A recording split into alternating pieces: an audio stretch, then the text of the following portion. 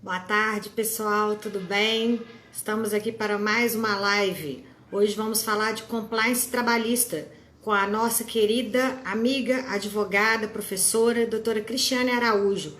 Vamos entrando aí, pessoal. Gostaria de dar as boas-vindas a todos. Estou aguardando vocês entrarem e dizer que sejam muito bem-vindos à nossa live. Vamos lá, vou convidar a professora Cristiane para a gente começar nosso bate-papo. Um minutinho, vamos entrando aí.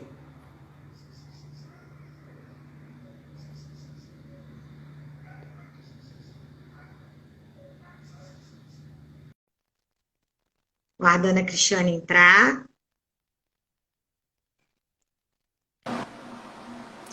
Boa tarde, lindona! Ah, com esse lindona tudo fica melhor, né, Fernanda? Mas Boa você é tarde. lindona mesmo? Boa tarde para todo mundo. Um prazer estar aqui, Fernanda. Muito obrigada pelo convite, viu? Imagina, o prazer é todo meu. Gostaria, antes da gente apresentar a doutora Cristiane Araújo, que será, né, hoje, vai explanar para a gente sobre compliance, agradecer a professora Carla, da faculdade aqui de Além Paraíba, da FEAP, pela abertura, né, do nosso canal e dar as boas-vindas aos estudantes de Direito, aos acadêmicos da faculdade da FEAP, aqui de Além Paraíba, e dizer para vocês que é uma grande honra ter vocês, né, tê-los conosco aqui, e nós vamos tratar desse tema de uma forma muito didática, porque a professora Cristiane, ela, além de advogada, é professora. Então, estaremos aqui, vamos dizer, numa sala de aula virtual, novos tempos, né? Com E certeza. não é? Vamos nos adaptar ao que o mundo está nos dando. Se nós temos isso, agora é com isso que nós vamos trabalhar, né? Não podemos fugir à luta, ainda mais nós advogados. Bom, mais uma vez, boa tarde a todos. Vou apresentar, gente. Vocês, né, já me conhecem. Sigam o meu canal no Instagram, Fernanda Leonardo 89. Quase toda semana temos live. Quando nós não temos live, sempre tem algum vídeo com algo novo que está surgindo aí, ainda mais em tempos de pandemia. O que mais tem é coisa nova surgindo no mundo do direito. Então, vamos apresentar a doutora Cristiane. Ela é advogada especializada em auditoria e compliance trabalhista, pós-graduada em compliance e prática trabalhista, mestrando em Direito do Trabalho pela PUC Minas e professora, palestrante e consultora trabalhista. Então, é a pessoa ideal para estar falando para a gente sobre essa nova figura. Nem tão nova é, mas que está tendo, né, agora, está se criando uma nova roupagem a respeito da compliance. Cris, a palavra é sua, se apresente, já traz para a gente as noções iniciais, e aí você vai falando e a gente vai pontuando, fazendo um bate-papo bem gostoso, bem didático, para o pessoal ficar bem interessado em dizer o que é esse nome em inglês, compliance, o que isso quer dizer. Então, boa tarde para todos que estão chegando, todos que já chegaram. Primeiramente, Fernanda, muito obrigada pelo convite. Imagina, É uma honra. É uma Imagina. honra falar de compliance, é um assunto que, como você disse, está na moda, mas não é tão novo assim, não é um assunto de moda, né? Sim, claro. É muito bom falar sobre isso. E principalmente falar sobre isso para alunos de direito, como você disse aí, que teremos alunos aí da FEAP conosco. O Então, pessoal já está entrando aí. Pois é, sejam todos muito bem-vindos. É muito bom falar dessa nova área do direito do trabalho para quem está entrando, de fato, no mercado de trabalho. Então, vai ser uma tarde muito gostosa. Vamos falar sobre alguns temas polêmicos, alguns temas bem interessantes. E eu tenho certeza que todo mundo vai ter um grande proveito aqui desse nosso bate-papo aula. Não é isso, Com Fernanda? certeza. Isso aí. Então vamos lá. Primeira coisa que a gente precisa hoje desmistificar é a questão, como você disse, da palavra compliance. Porque muitas pessoas escutam falar em compliance, mas efetivamente não sabem o que é um compliance, para que esse compliance serve, de onde veio essa palavra. Então, vamos começar aí tipificando a palavra compliance. O que é compliance? Compliance nada mais é, nada menos é do que agir em conformidade. Então, quando eu falo de compliance, o que eu estou falando? Em agir em conformidade. Agir correto, agir direito. Então, essa é a primeira coisa que a gente precisa falar do compliance. E por que hoje o compliance ele tomou essa posição no mercado jurídico, no mercado empresarial e no mercado trabalhista de uma forma bem latente, bem fortificada? Justamente pela necessidade que as empresas perceberam de se adequar corretamente à sua atividade, ao seu funcionário e aos seus fornecedores. Então, quando eu estou falando de compliance, eu não estou falando, por exemplo, de uma obrigação para o empregado. Também é uma dúvida muito pontual. Muito pontual, sim. Muito pontual. As pessoas acham que compliance é regra para empregado cumprir. Não. Não é. E várias vezes, quando você escuta alguém falando de compliance, a pessoa fala, são as regras para o empregado. Não são as regras para o empregado. São as regras de gestão. E quando eu falo de regras de gestão, principalmente eu estou falando de cima para baixo. O compliance ele tem que se iniciar no alto escalão da empresa.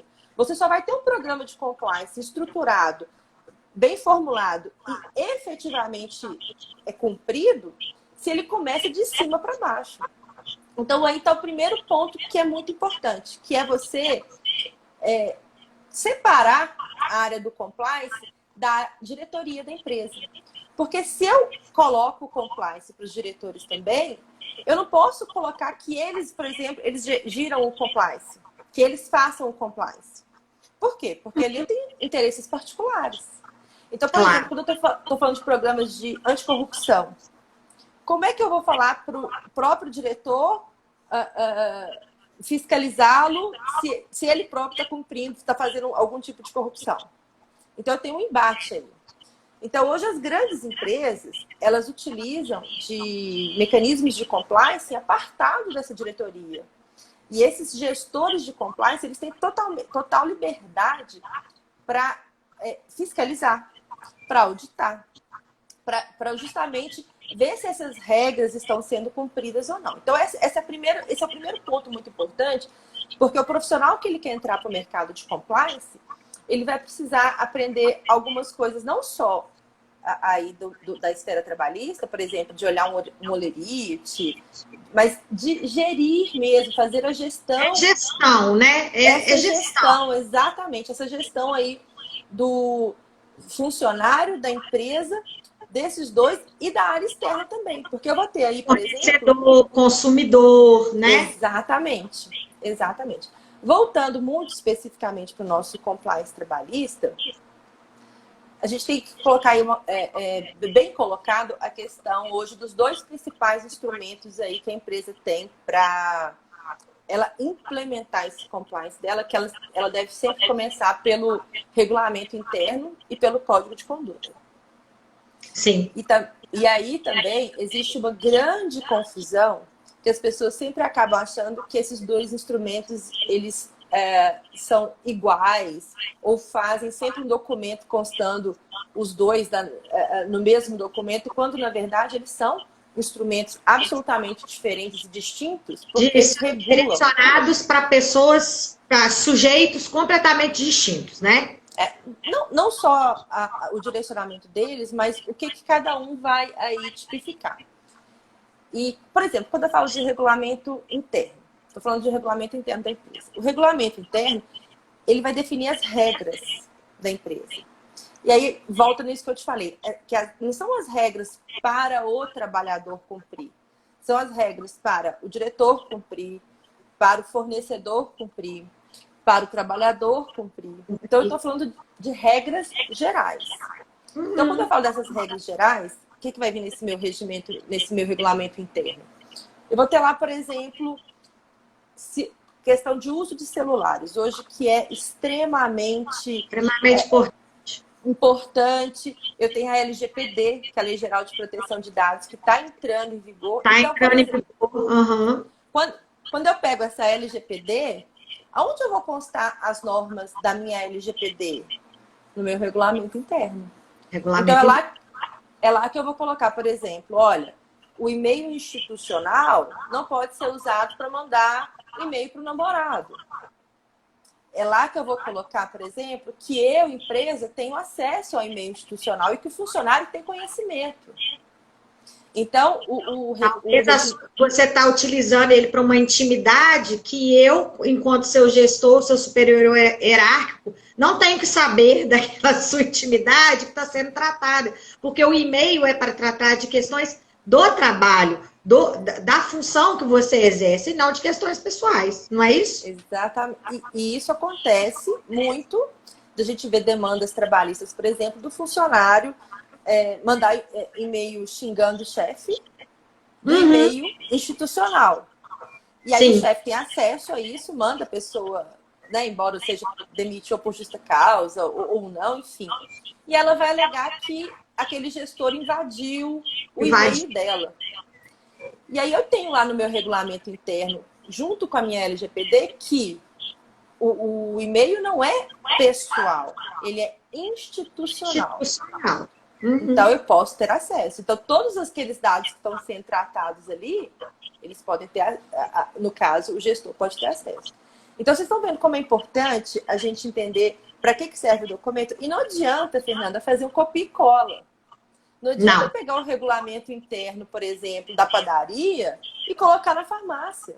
Não, cada segmento empresarial tem a sua necessidade, tem as suas especificidades, suas particularidades, a depender do tamanho da empresa, se é uma empresa de grande porte, se é uma multinacional, se é uma empresa de pequeno porte, uma microempresa ou uma empresa de médio porte, isso também vai variar muito a forma como esse regimento interno vai ser desenvolvido, a forma como o compliance vai ser aplicado.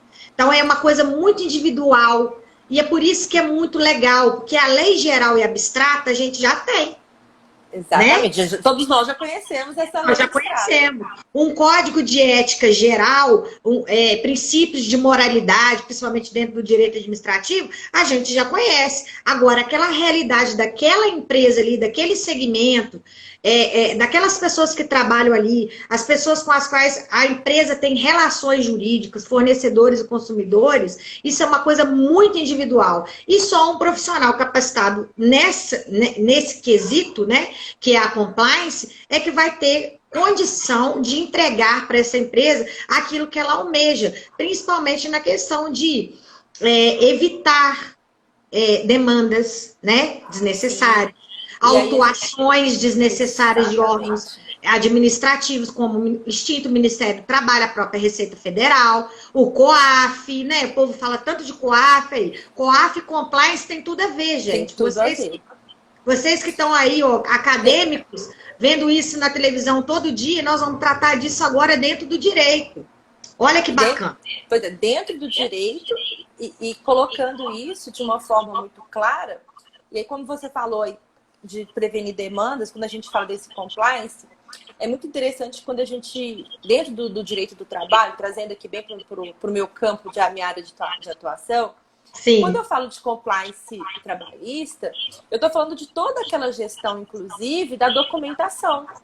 Uhum. Por quê? Porque eu preciso ter, dentro da empresa, independente se ela seja micro, média, grande, empresa, não importa, eu preciso ter aí uma gestão documental dessa área trabalhista, porque é através dessa condução dessas provas que eu vou ter, ao final de uma auditoria, por exemplo, de um ano, para eu saber se a minha empresa, inclusive, ela está observando o programa de compliance criado por ela. Senão fica aquele programa de compliance para inglês ver. E aí, quando eu chego no judiciário e o juiz vai ver meu programa de compliance e vai ver as provas que eu estou protetando, eu falo assim, não, peraí. Não tem nada aqui. Você escreveu um texto muito bonito, mas na prática você não implementou. Não foi aplicado. Então, é muito importante não só entender desse mercado de trabalho que a empresa funciona, o que o funcionário faz, mas também dar mecanismos de efetivação do programa de compliance. Sim. E aí, adentrando dessas diferenças que a gente falou do regulamento interno, a gente vai para o código de conduta, que também é um erro muito clássico de quando a gente conversa sobre compliance, da pessoa que está ouvindo achar que esse código de conduta é para o empregado. Né? É como se você fosse domesticar um empregado, e não. Não é isso. Até mesmo porque isso é coerção, né? Domesticação, esse tipo de coisa é coerção. Tem outro nome, é ato ilícito, né? Exatamente, isso é dano moral, isso é assédio moral. Exatamente. Mas as pessoas confundem muito, Fernanda. As pessoas confundem muito, por exemplo, o fato de eu ter um código de conduta me legitimar, por exemplo, condutas ilícitas por parte do gestor, né, mesmo. Então, por que é importante aí ver esse código de conduta? Porque no meu código de conduta, eu vou ter lá, como o nome diz, né, fazendo aí um paradoxo, as condutas permitidas pela empresa e pelo empregado. Então, ele não é só para o empregado. Então, quando um funcionário, por exemplo, ele suspeita que ele está sofrendo um assédio moral, a empresa tem que fornecer para ele meios de canal de denúncia. Anônimo, etc. Isso. A gente que milita na área trabalhista, né, você, eu, a gente sabe o tanto que é comum, infelizmente, o empregado sofrer assédio moral, seja em todos os níveis, do mais leve, se é que a gente pode chamar assédio moral de leve, que para mim tudo é grave, aos mais graves que passam pelo assédio sexual e coisas do gênero. O que é mais difícil? A gente quer ajudar esse empregado e a gente não consegue porque a gente não tem como provar. Não é? Exatamente. Sempre se esbarra na questão probatória. Então, o ato ilícito, ele realmente ocorreu, né? Mas o empregado sofreu aquele prejuízo moral, enfim, às vezes financeiro, psicológico, e a gente esbarra na questão probatória. Como é que a gente consegue comprovar efetivamente na Justiça do Trabalho que aquele empregado foi assediado, né, moralmente no seu ambiente de trabalho pelo seu superior hierárquico, por um colega de trabalho, pelo seu patrão diretamente, enfim. É uma coisa difícil. E esse instrumento, né, é um instrumento de proteção. Não deixa de ser um instrumento de proteção para o empregado. Muito importante. E voltando a essa questão somente do assédio moral, mais importante ainda, como eu disse lá no começo, para quem está entrando agora, que é justamente a importância de ser separado esse setor, porque se eu tenho um autogestor praticando o assédio moral, e se é ele o gestor, por exemplo, do compliance, como é que o funcionário vai fazer a denúncia? Eu vou denunciar o gestor que faz a gestão? Não tem como. Então, daí a importância dessa implementação do programa de compliance, de quando eu prevejo esses canais de denúncia, os mecanismos de denúncia, eles serem completamente apartados da gestão da empresa, completamente apartados, e eu criar aí, e vai vir aí no meu regulamento interno também, olha aí, mais uma vez a importância do regulamento interno. Qual vai ser o procedimento em caso de denúncia? Então, por exemplo, eu tenho uma denúncia de assédio da Fernanda. O que eu vou fazer? Eu vou afastar a Fernanda vai continuar trabalhando, quanto tempo ela vai ter para oferecer defesa, quais serão os elementos de prova que eu vou utilizar, ela vai ser demitida, o que eu vou utilizar aí nesse caso? Vou trocá-la de função, de setor. De setor, ou não, né? Não. E se eu instaurar aí um procedimento interno e falar, não verifiquei que é Fernanda. O que eu vou fazer, então, nesse caso? Eu vou ficar mais atento, eu vou arquivar, então, assim, tudo isso vai vir dentro do regulamento interno e são previstos nessa regra de compliance. Sim. Então, é muito importante hoje, quando a gente fala desse compliance que está gerado no direito do trabalho, a gente sempre tem essa consciência de que ele é um instrumento geral, quando eu falo no organismo empresarial, desse todo. E não direcioná-lo, por exemplo, para domesticar o empregado ou para ter mais poder sobre o empregado. Porque a função não é essa. A função é justamente tornar essa relação entre trabalho e trabalhador, empregador e empregado... Suave possível, suave. Né? Exatamente. Porque já é uma relação desequilibrada. Já eu é sempre uma relação falo isso. Desequilibrada. É uma relação desequilibrada. O que a gente pretende? Não é puxar para um lado nem para o outro, é trazer equilíbrio, é trazer suavidade para a relação. A gente tem que ver o trabalho, o nosso meio ambiente de trabalho e o trabalho como algo que nos dignifica. não como algo que nos escraviza. A Isabel acabou com isso faz tempo. Não é? Ótimo. Ela assinou lá, uai. E a Isabel acabou com Fernanda, isso, gente. O trabalho é para me dignificar.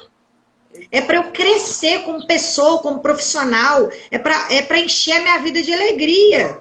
Não é para me escravizar, não. Os grilhões já se foram. E aí a importância do profissional que vai aplicar o compliance dentro de uma empresa, ter essa ideia, para ele não ser intimidado também pelo gestor. Sim. Quando ele apresentar, por exemplo, as regras lá do regulamento interno do Código de Conduta, o gestor falar, não, aqui, ó, eu não quero isso aqui. Ele não pode ter esse poder dentro do trabalho de quem aplica o compliance, porque justamente você está fazendo esse trabalho de equilibrar essas relações e trazer segurança jurídica para ambas as partes. Porque se isso fica... Que é importante também a gente colocar aqui, que se eu tenho algo extremamente desequilibrado, eu tenho o artigo 9º da CLT que vai anular aí as cláusulas abusivas, os contratos. Exatamente. Né? Exatamente. Então, assim, não adianta eu fazer um programa de compliance mirabolante achando que eu vou colocar grilhões aí no empregado, porque quando ele procurar lá o bom advogado dele, o advogado dele vai invocar a aplicação do artigo 9º da CLT. Então, aquele programa todo de compliance lá, vai cair por terra. Por quê? Porque ele não observou a Constituição, ele não observou as regras da própria CLT. Exatamente. As normas internacionais. As normas internacionais. E quando você faz normas internacionais... Assim, só te interrompendo um minutinho, Cris. Por favor. Só para os nossos acadêmicos entenderem, gente, olha como que a ciência do direito é una. Quando o Hans Kelsen fala que ela é una e que ela só se subdivide em ramos do direito público-privado por questões didáticas e depende do prisma, de como nós olhamos o direito, né? Um prisma que eu tiver do direito, posso estar vendo o direito civil. Um outro prisma, eu posso estar vendo o direito penal. E por aí vai, mas a ciência é una. Esse compliance aplicado dentro do direito privado, que é o que a gente está vendo dentro das empresas, né? É uma coisa que veio lá do direito administrativo. Porque teve uma hora, gente, que aquele estado burocrático criado pelo Weber, né? De que a administração pública, para ela atender a legalidade, a moralidade, a eficiência, todos aqueles princípios do artigo 37 caput da Constituição Federal, ela tinha que se submeter a inúmeras regras. Aí vem lei de licitação, concurso público, isso é muito importante. Mas vocês viram os escândalos de corrupção que tivemos no nosso país, todos ligados com licitação. Adiantou, Cris?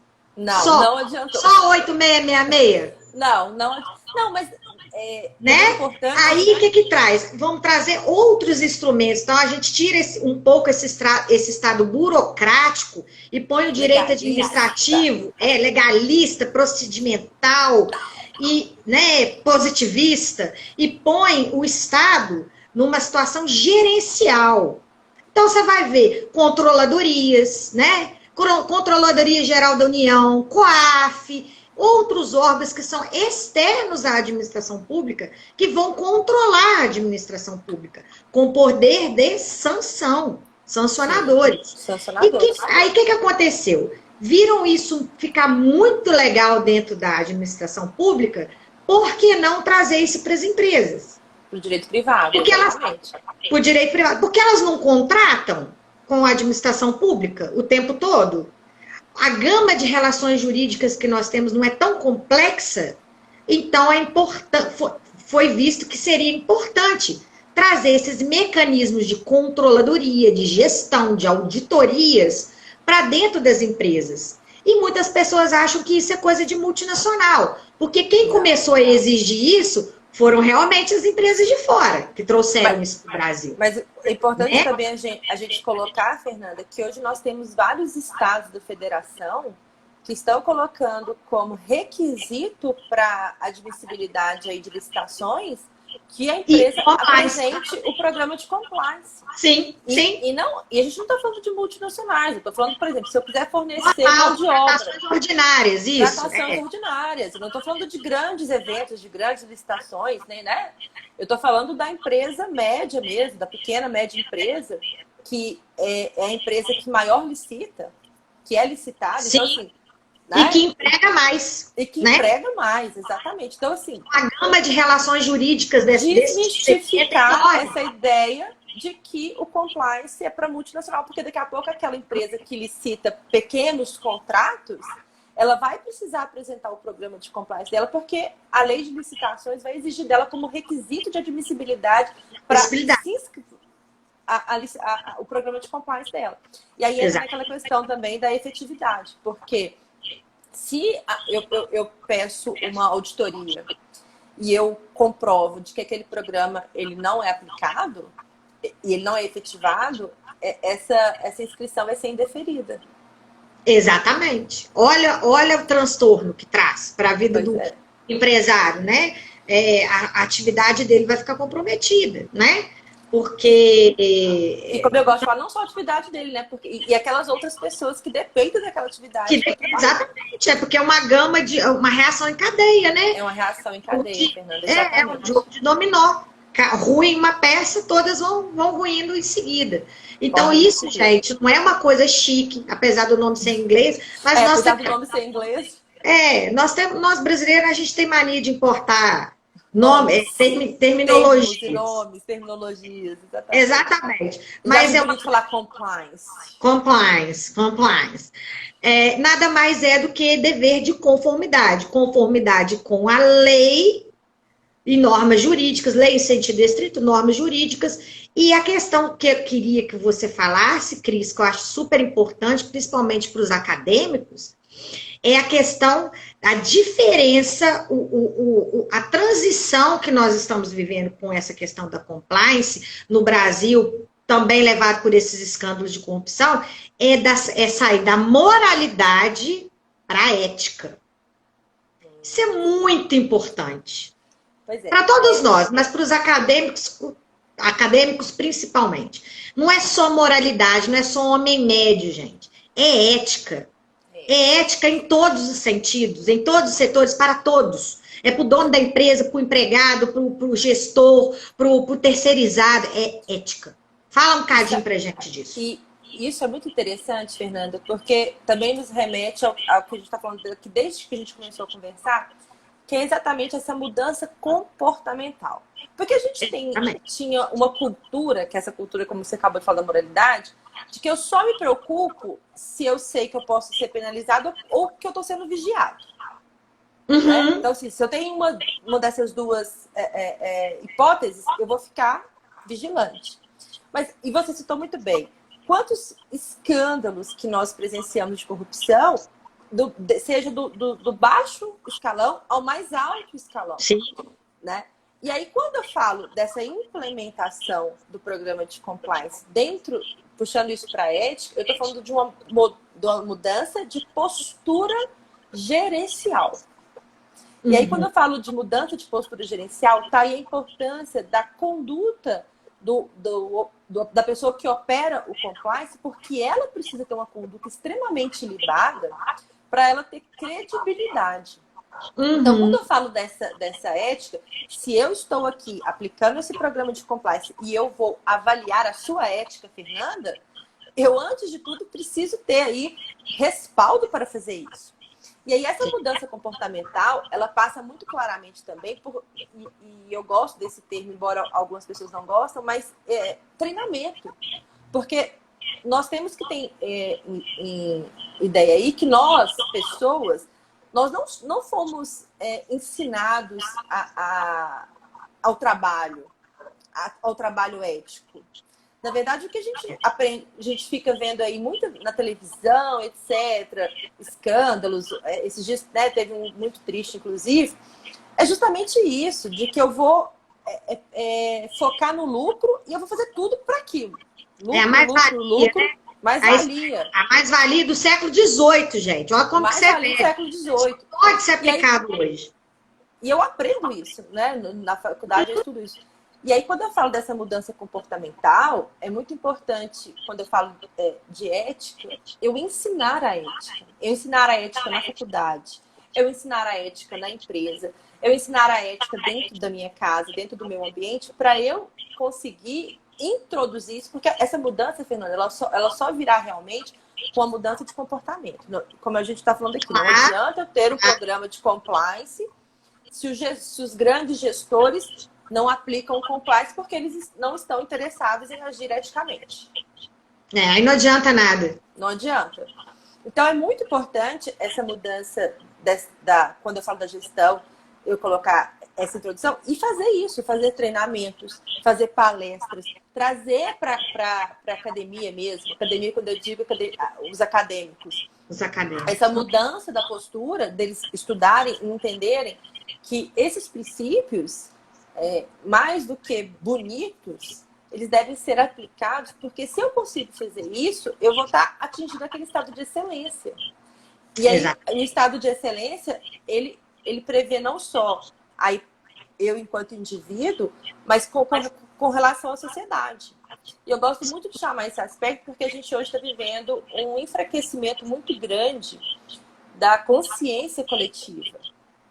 Isso é muito triste, eu falo muito disso. Muito importante, isso me preocupa muito. E também. Quando eu aplico essas questões do compliance, é muito importante eu entender o meu pertencimento àquela classe e a minha ideia de coletividade, não da individualidade. Porque não adianta eu ter esses programas e eu pensar, não, eu não vou fazer porque eu não gosto, eu não quero. Mas eu estou prejudicando o meu coletivo? Né? Por exemplo, se eu não estou lá assumindo o meu posto de trabalho, estou te dando um exemplo, eu estou prejudicando todo mundo? Isso é um ato legítimo? Como é que a gente vai dosar isso? E, inclusive, a gente pode trazer aqui para vocês alguns exemplos de regulamento internos que prevê, inclusive, o direito de greve dos funcionários. Quando que Nossa, perfeito, né? Perfeito. Por quê? É um direito constitucional. Claro, E se eu tenho as regras claras, por exemplo, olha, horário de almoço, a empresa não está cumprindo horário de almoço. Então, aqui, vamos lá conversar com o gestor lá do compliance para falar com ele que, olha, o horário de almoço não está sendo cumprido. Eu tenho aqui, é um direito constitucional, está previsto aqui no meu regulamento interno que eu tenho direito, né, de almoço. E se isso não é resolvido, como deve ser, e aí eticamente falando, né, Fernanda, porque isso deveria ser resolvido na primeira oportunidade, claro, lógico. Eu não posso penalizar, por exemplo, um evento de greve.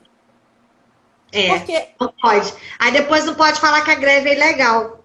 Não pode falar que a greve é ilegal. Para os interditos, né? Que a gente conhece bem, os interditos, né?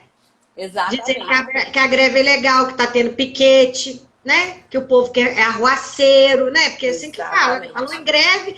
Gente, isso é um tipo de... Os cabelos da cabeça ficam até em pé. Isso é um tipo de conduta, de pensamento. Gente, não pode existir mais. Nós, enquanto operadores do direito, nós não podemos permitir que esse tipo de coisa exista. Não é? Sim. E quando a gente vai... Nós aqui que estamos estudando... E outra coisa, eu acredito que muito em breve o compliance ele vai se tornar uma cadeira obrigatória embora algumas faculdades já tenham o compliance como cadeira obrigatória, a tendência, inclusive pela própria implementação, como eu falei, se eu tenho a lei de licitações que cobra esse programa de compliance, eu tenho que ter pessoas capacitadas para implementar esse compliance. Claro. Eu tenho que voltar isso para o banco acadêmico, lá para a faculdade, porque eu tenho que ensinar a pessoa... E me capacitar. A ser capacitado. Então, quando eu falo... Pode falar. Quando eu falo que esse compliance ele vai para a academia, né, que ele vai para a faculdade, para os bancos da faculdade, ele vai ser ensinado como matéria obrigatória, eu estou falando aí para você justamente da importância dessa mudança de paradigma, de cultura e da ética, porque eu preciso ter autonomia, enquanto operador desse compliance, de falar não, por exemplo, para os grandes gestores, né? Eu preciso ter essa liberdade. Isso é ensinado, Fernanda. Isso é extremamente ensinado. Eu ensino, né, E aí essa mudança ela vai vir paulatinamente dessa forma. É eu ensinando as pessoas que estão vindo agora para o mercado de trabalho o que é esse compliance, tirar essa ideia de que é algo para grandes multinacionais, para grandes empresas, voltar com essa questão, principalmente da ética, de que é um programa que visa moralizar eticamente as relações entre trabalho, emprego, empresa, empregado, consumidor, porque está todo mundo dentro de uma cadeia. Uma e eu cadeia. não tenho como separar eu não tenho como separar esses setores. Ah, o empregado vai agir assim, o empregador vai agir assim, porque eles estão a todo momento se correlacionando. Sim, claro, faz parte. A gente vive relações jurídicas, relações interpessoais, complexas, todos os dias, todas as horas da nossa vida. Então, a gente não ter principalmente o operador do direito, ter ainda essa visão estanque, né?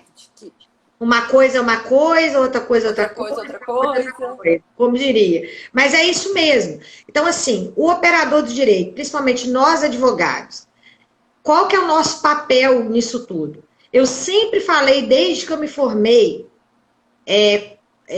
com os meus clientes, oportunidades, né, que tive para falar para mais pessoas, na advocacia preventiva, na advocacia consultiva. Os empresários, os operadores do direito, as pessoas, nossos clientes, as pessoas que a gente se relaciona profissionalmente, eles têm que ser desmistificado a figura do advogado tão somente como aquele que ou propõe uma ação ou te defende, ou que briga, ou que recorre. Eu acho, Cris, uma boa, eu acho que o povo vê muita série americana. É sério, todas as pessoas acham que a gente é CSI, acham que a gente é Law and Order, acham que a gente é Suits, e a gente não é. Aquilo ali não é nada da advocacia. Não. Aquilo ali é uma Mas isso advocacia. também passa por uma mudança desse parte, mas não é o mais importante. O advogado, o bom advogado, o advogado preparado, o profissional do direito preparado, não é aquele que entra no tribunal brigando, falando, eu consegui essa nova prova, até porque isso no direito brasileiro nem tem cabimento, né? No direito romano-germânico não existe isso, nós temos um processo, que ele tem fases, e essas fases têm que ser cumpridas. Acadêmicos têm que ser cumpridas, se não cumprir, preclui. Já era. Aquilo não existe. Aquilo existe, né? Eu vou até abrir um parênteses aqui, só para contar uma história bem rápida, que não é nem sobre o compliance, mas é sobre isso que você acabou de dizer, que eu acho tão importante, que essa questão da preparação. Muito. Há muitos anos atrás, eu fui fazer uma audiência trabalhista, e o rito da audiência trabalhista é completamente diferente do rito penal. Nossa, diferente. É outro mundo. Tanto é que eu nem me aventuraria a falar absolutamente nada de penal, porque eu não sei nem por onde passa, nem por onde fica. Mas o advogado, que era meu ex-adverso, ele era um advogado penalista, muito bom e tal. E ele não apresentou, eu estava pelo reclamante, ele pela reclamada, e ele não apresentou nenhum documento na defesa. Nenhum. Pensei, falei, nossa, que bom, né? Ganhei. E aí, no meio do depoimento do reclamante, ele pediu depoimento pessoal, ele foi tirando papéis e provas, falando, olha aqui, vê isso aqui. Nossa, precluso. E aí o juiz virou e falou assim, doutor, isso aqui não é pegadinha do malandro, tá precluso. Eu fiquei num constrangimento, porque justamente... Coitado do colega, né? Extremamente, mas isso que você falou, de estarmos preparados, da importância... Então, aí voltando de novo para o nosso tema, que eu também não vou fugir dele, a questão do compliance, não adianta o profissional acordar do dia para a noite e falar, vou implementar um programa de compliance na padaria do seu Zé. Ele não vai, porque ele vai errar nesse programa de compliance, e ele não vai saber fazer, e ele vai estar prejudicando o cliente dele, como esse advogado que eu acabei de falar para você acabou acontecendo. Então, por isso que é muito importante estudar o compliance, antes de tudo, entender o que é esse agir em conformidade, quando eu estou falando desse agir em conformidade, o que eu preciso ter, quais os requisitos que eu preciso ter para fazer o meu regulamento interno, meu código de conduta, como que eu vou treinar esses funcionários e essa equipe, esses gestores, para que eles se adequem a esse programa de compliance. como eu vou fazer isso de uma forma efetiva para que não fique um programa de novo puxando o nome para inglês ver. O obsoleto, né? Sim. Sem efetividade. Sem né? efetividade. Pois Exatamente. Pode terminar. E voltando aqui, isso também, a nossa última passagem, Fernanda, aquela questão de desmistificar a advocacia da briga. Né? A advocacia não é ringue. A advocacia não é ringue. Isso deve ser a última das opções.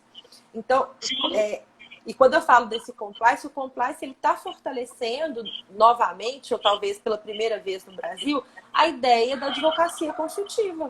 Consultiva, preventiva. Preventiva e consultiva. Ele está trazendo justamente, porque quando eu apresento essas questões, eu estou justamente falando, olha, nós não vamos chegar ao litigioso. Nós vamos prevenir, nós vamos aí fazer as consultas que forem necessárias, e nós vamos evitar o litigioso, nós vamos evitar autuações fiscais, porque eu preciso, por exemplo, o livro de registro de funcionários está na empresa? Não está. Tem que estar, gente. Exatamente. O fiscal chega lá, vai autuar a sua empresa e não tem advogado santo que vai tirar. Não tem condição, Por quê? Porque é regra. Disposição literal de lei, não cabe outro tipo de interpretação. Né? Não cabe outro tipo de interpretação. E quantas vezes você chegou na empresa que não tinha? Várias vezes. Cartão de ponto britânico. O que você faz com o cartão de ponto britânico? Chora. E joga ele no lixo. Porque ele não serve para nada. Para nada. Então, assim, aí você vai falar assim, uma coisa muito importante, que eu vejo muito importante no ambiente de trabalho, e que eu acho que o compliance ele atua de uma forma muito efetiva. Prevenção ao acidente do trabalho, saúde e segurança do trabalhador.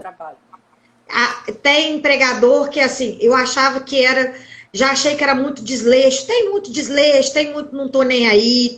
Tem sim, a gente sabe que tem. Mas existe muita desinformação do empregador a respeito das normas de saúde e segurança do trabalho. Equipamento de proteção individual, equipamento de proteção coletiva. Eu já advoguei para uma determinada empresa pequena que ela comprou as luvas, as máscaras, tudo direitinho para os seus empregados usarem, Cris. Só que não era a máscara certa. Não era a luva certa. Não era para aquele. O cara lidava com graxa, com solvente. A luva não era para aquilo, era para outra coisa. Ele não sabia. Aí não neutraliza. Não neutraliza. Aquilo e nada dentro de uma autuação fiscal, né, do trabalho, aquilo e nada é a mesma coisa. Na justiça, se eu comprovo que o EPI que foi fornecido não é o EPI que neutraliza, que protege o trabalhador, do que ele vale? Nada. O que vai acontecer com essa empresa? Vai ser condenada.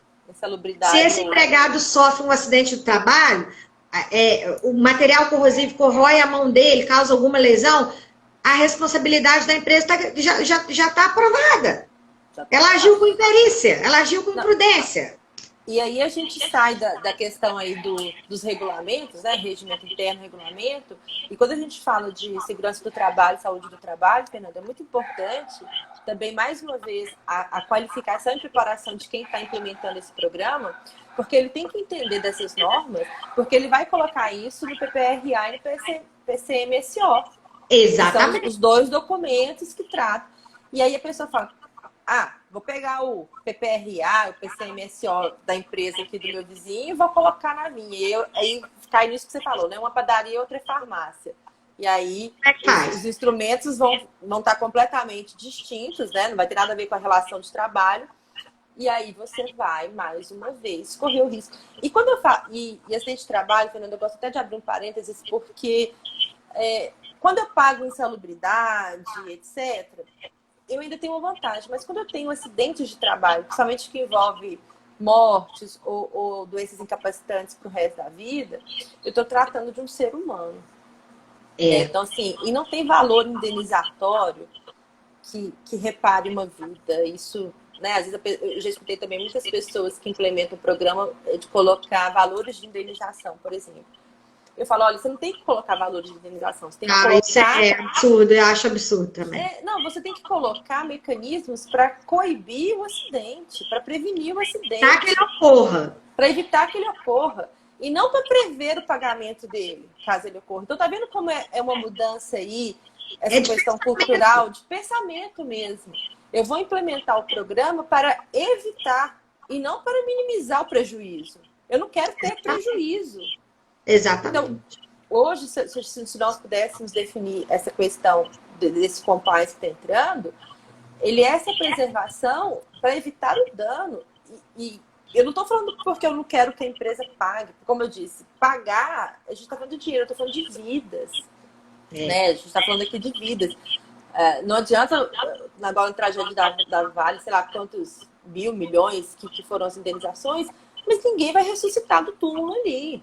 Ninguém. E aquela reparação, ela é uma reparação que a legislação, né, o direito, a legislação, ela tem que prever isso, né? Mas repare o quê? A mãe que perdeu um filho, o filho que perdeu um pai, um casal que se separa, né? A esposa perde marido e vice-versa. Nenhum dinheiro vai pagar, a gente sabe, nós já tivemos perdas nas nossas vidas. É isso que a gente precisa ver. É olhar o drama do outro como se ele fosse nosso. E se fosse eu? E se fosse a minha mãe? Do operador, né? Compliance, porque ele se fosse o meu filho? Isso é ética, isso é humanismo, né? Isso é empatia, que tá faltando um pouco de empatia. Né? Na verdade, estamos bem carentes, né? De empatia. A dor do outro te doer, te tocar, né? Te tocar de alguma forma. Então, eu não quero estabelecer uma indenização caso tal setor da minha fábrica que é perigoso ou insalubre, caso algum empregado venha se acidentar. Eu quero evitar que ele se acidente. Eu não quero ter morte dentro da minha empresa. E aí essa mudança de eu não quero um trabalhador inválido pro resto da vida. Exatamente. Né? E eu sempre falo isso quando eu vou dar minhas palestras em minha aula. Não é que eu não quero que a empresa não gaste dinheiro. Que não, essa mudança de pensamento é diferente. Eu não quero que o outro passe por uma dor que dinheiro nenhum repara. Vai pagar. Então, a gente precisa aprender a ter essa mudança de pensamento, porque muitos profissionais que vão começar a implementar o compliance, ele vem dessa ideia, vamos diminuir o seu passivo trabalhista. Não é essa a ideia, não é diminuir o passivo trabalhista. É preservar o trabalho, preservar o trabalhador como deve ser. Você deve fazer aquilo.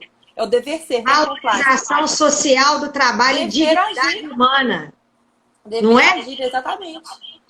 Então, a valorização do trabalho, a função social da empresa. Ai, alunos, vocês devem ter ouvido isso já, ó. Função social da empresa, valorização social do trabalho, dignidade humana. É isso aí que nós estamos falando. São todos esses princípios constitucionais na prática. A gente tem que estudar o princípio constitucional, a gente tem que aplicar. Né? Exatamente. E o compliance traz justamente essa questão da aplicabilidade de padrões éticos, de afetuosidade, né? De empatia e de norma jurídica, de direito também. Cris, está faltando 10 minutinhos para nós terminarmos. Porque o papo, quando é bom, ele passa voando. Não é? É verdade. Eu queria que assim, você colocasse as suas últimas considerações e queria também que a gente comentasse um pouquinho sobre esse caso que aconteceu agora do Carrefour, do empregado que faleceu e eles fecharam ele com sombrinha e deixaram a loja aberta. Estarrecedor, né, Fernanda?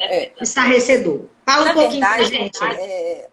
Eu li essa notícia logo que ela entrou. E o que mais me assustou foi a contra-resposta falando que os padrões da empresa seriam revistos. Alguma coisa nesse sentido, né? Foi isso aí.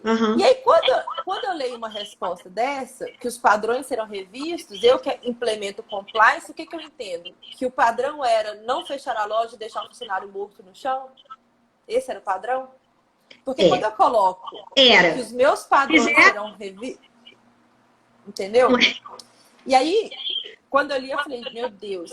E a gente está falando de uma grande rede, né, empresária, que é o caso que todo mundo sabe. Eu não tô divulgando o nome que ninguém sabe, todo mundo sabe. Sim.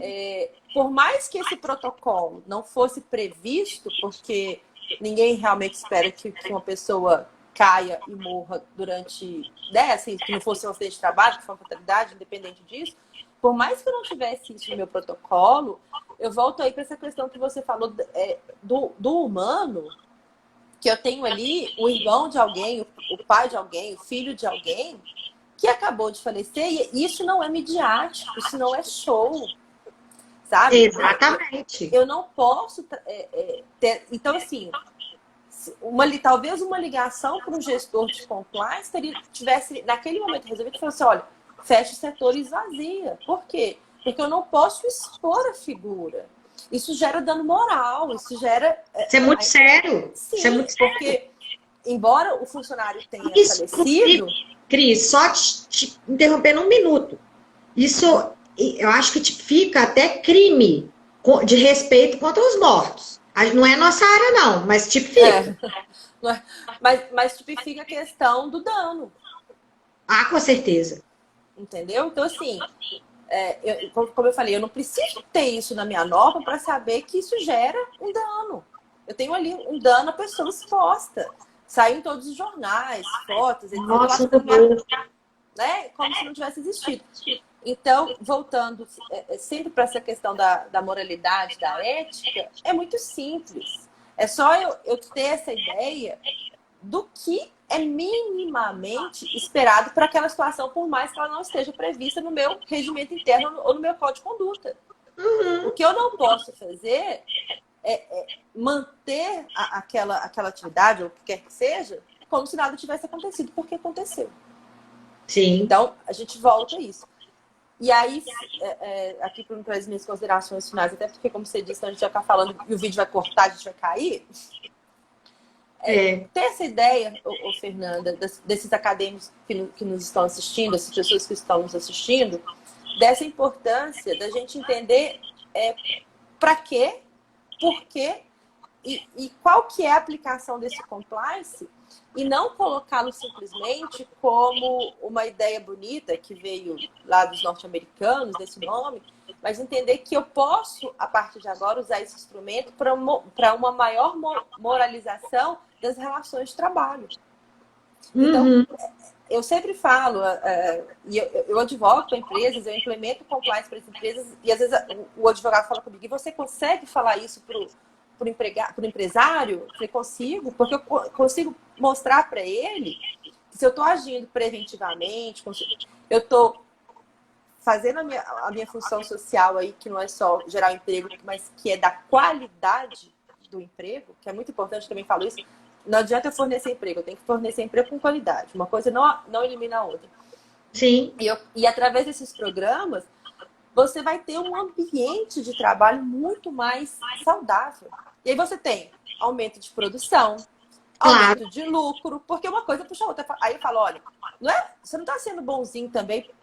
Todo mundo sabe que empresário ele precisa do lucro, mas quando eu coloco isso, eu estou colocando para ele. Falei, olha, tudo bem, você está preservando o seu funcionário, mas você vai ter um ambiente de trabalho saudável, você vai ter pessoas motivadas. E aí?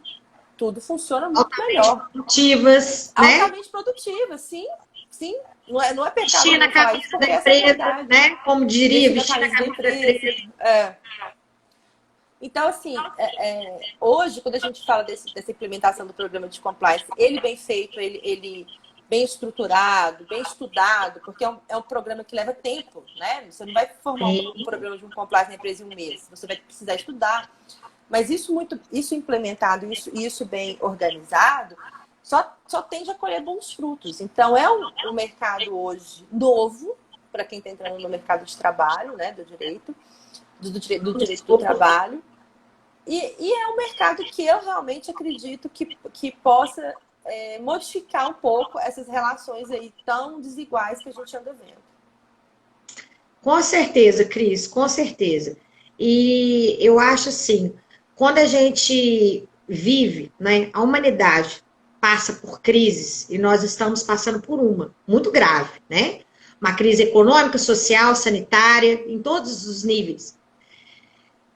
Tudo que vem é para a gente transformar. Então, acho que a gente transforme essa situação toda que nós estamos vivendo, principalmente dentro do aspecto laboral, né, que a gente está vendo altos índices de desemprego, precariedade do contrato de trabalho, muitos empregados com contrato de trabalho suspenso, né, porque houve uma inviabilidade do segmento empresarial, uma inviabilidade da empresa em detrimento da pandemia. Então, que nós, operadores do direito, nós, né, operadores de direito lato sensu, todos nós temos o direito como profissão, que nós possamos ter uma conscientização de que aqueles padrões de antigamente, principalmente agora, eles não se sustentam mais, né? Então, que a gente possa resgatar a empatia, que a gente possa resgatar o coletivo, que a gente possa tirar da cabeça da gente que sindicato só serve para levar o dinheiro da gente. Que sindicato não presta para nada, que eu não preciso de sindicato, eu não preciso de associação de classe. Não só sindicato, mas as associações de classe. Se você está insatisfeito com a sua representação coletiva, seja sindical, seja da sua associação de classe, tome você a iniciativa de mudar isso. A gente precisa sair dessa situação de sentar no sofá e só criticar. Ir para a internet e só criticar. A gente precisa tomar medidas e atitudes. E o profissional do direito é o primeiro que toma. Somos nós, gente. Sem desmerecer as outras profissões. Mas nessas situações, quem é que está na linha de frente? É o operador do direito. Quem é que muda a jurisprudência? É o advogado, não é o juiz, é o advogado.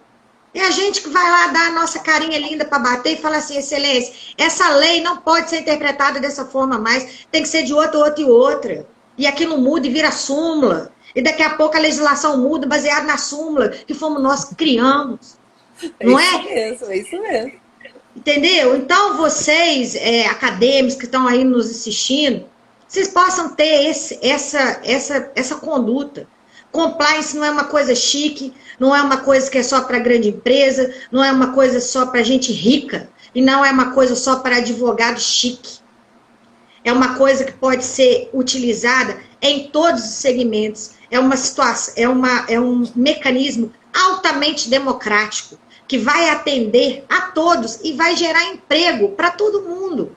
Porque o meio de ambiente de trabalho doentio adoece os funcionários, causa acidente do trabalho, o pessoal vai entrar de auxílio trabalhistas, da reclamatória trabalhista. Isso. A gente não pode mais conviver com isso, gente. E nem nós, advogados termos ainda o perfil e a postura de advogados só do litigioso, só do contencioso. Antes de chegar na sala de audiência, muita água pode passar por debaixo da ponte, como diria no popular, e nós podemos ser atores protagonistas disso, entendeu? E assim, essa visão tem que mudar. Eu acho que é uma coisa que chegou para ficar, e a advocacia consultiva, a advocacia preventiva vai ser... É só se fortalecer. A se fortalecer, vai ser o cerne do momento. Cris, estamos no nosso último minutinho. Gostaria de te agradecer muitíssimo, estou muito honrada com a sua presença. A honra é toda minha, Fernanda. É muito bom. Nossa, muito bom quando amigo da gente vem bater papo com a gente competente, adoro. Agradecer a todos que estão nos assistindo. Agradecer especialmente hoje aos graduandos da FEAP. Eu vi vários aqui. Passando, né, pela live, inclusive elogiando, gostando do tema. Deixar para vocês, nos sigam lá no Instagram e sugiram temas, né? Fernanda Leonardo 89, faz a sugestão de tema lá, que de repente a gente faz uma live depois falando especificamente sobre um tema que vocês têm vontade de discutir, de ouvir falar sobre. Um beijão, Cris. 16 Um segundos. beijo. Até a próxima. Um beijo para todo mundo. Muito obrigada. Boa noite. Boa noite para nós. Tchau, tchau. Tchau.